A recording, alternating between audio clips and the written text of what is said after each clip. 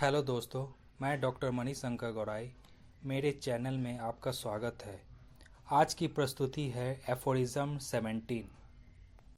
Aphorism 17। When is disease removed? Now, as in the cure, effected by the removal of the whole of the perceptible signs and symptoms of the disease, the internal alteration of the vital force to which the disease is due, consequently the whole of the disease, is at the same time removed.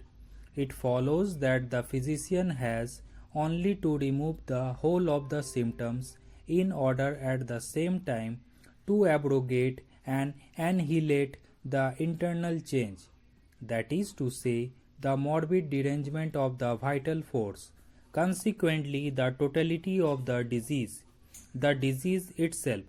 But when the disease is annihilated, the health is restored, and this is the highest, the sole aim of the physician who knows the true object of his mission, which consists not in learned sounding praying but in giving aid to the sick.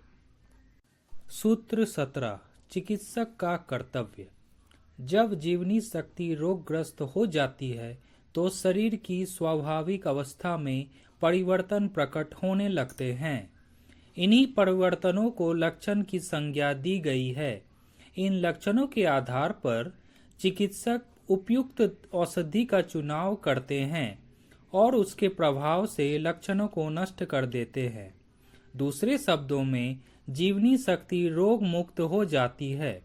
अतः जीवनी शक्ति के विकार और रोग के बाहर लक्षण वस्तुतः एक ही वस्तु है और इनमें से किसी को अलग नहीं किया जा सकता। बाहर लक्षणों के दूर होते ही व्यक्ति रोग से मुक्त हो जाता है। अतएव चिकित्सक का प्रमुख कर्तव्य मनुष्य के स्वास्थ्य को पुनः वापस लाना है। इसकी टिप्पणी इस प्रकार है कि चिकित्सक का प्रमुख कर्तव्य रोगी को पूर्णतः स्वस्थ कर देना है। अतएव उसे लोगों पर अपनी योग्यता और पांडित्यता की धाक जमाने की कोशिश नहीं करनी चाहिए। रोगी की सेवा और रोग को समूल नष्ट करना ही उसका लक्ष्य होना चाहिए। धन्यवाद। अगर आपको एफोरिज्म की प्रस्तुति अच्छी लगी हो तो चैनल को अवश्य लाइक, शेयर और सब्सक्राइब करें।